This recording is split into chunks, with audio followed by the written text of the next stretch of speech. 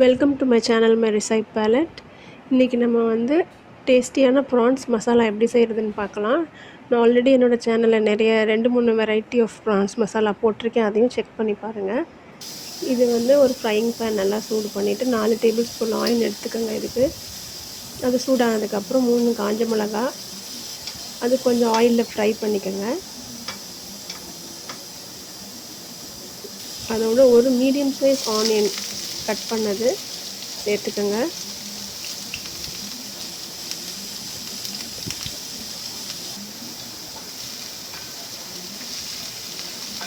இது நல்லா ஆயிலில் மிக்ஸ் பண்ணிவிட்டு இதோட 2 கொத்து கருவேப்பிலை சேர்த்துக்கலாம்.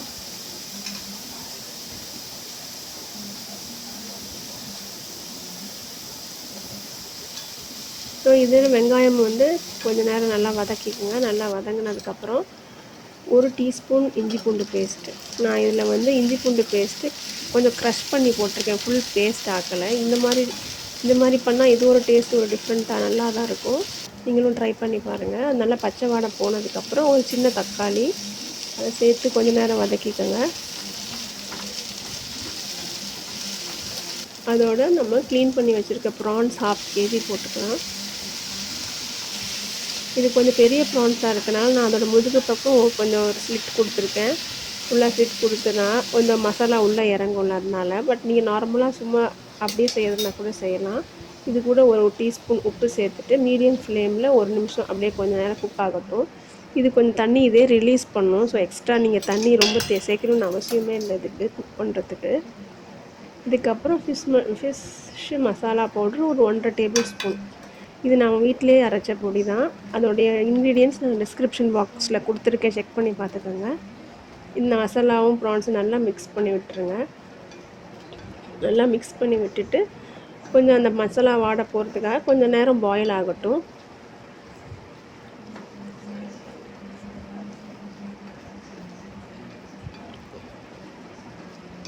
நான் என்னென்ன இன்க்ரீடியன்ட்ஸ் அளவுலாம் சொல்லியிருக்கேனோ எக்ஸாக்டாக நான் யூஸ் பண்ண அளவு அப்படியே போட்டிருக்கேன். ஸோ நீங்கள் அதே மாதிரி போடுங்க, கரெக்டாக வரும்.